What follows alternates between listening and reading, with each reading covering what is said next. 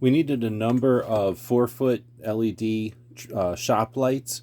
We went with these 42 watts. These are a 10 pack, so there's 10 of them in the box. This is what they look like.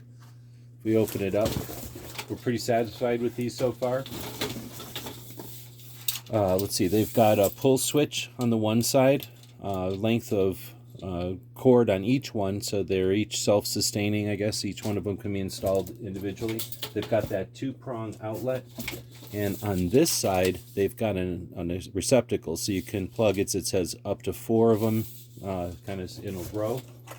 We'll plug this one in, get an idea of the light they put off.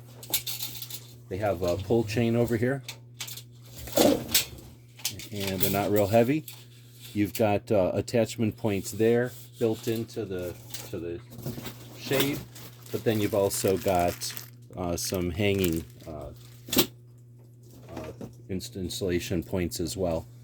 So yeah, these are going to work well for us. There's 10 of these in the box, and smaller than a set of golf clubs shipped. Hope this helps.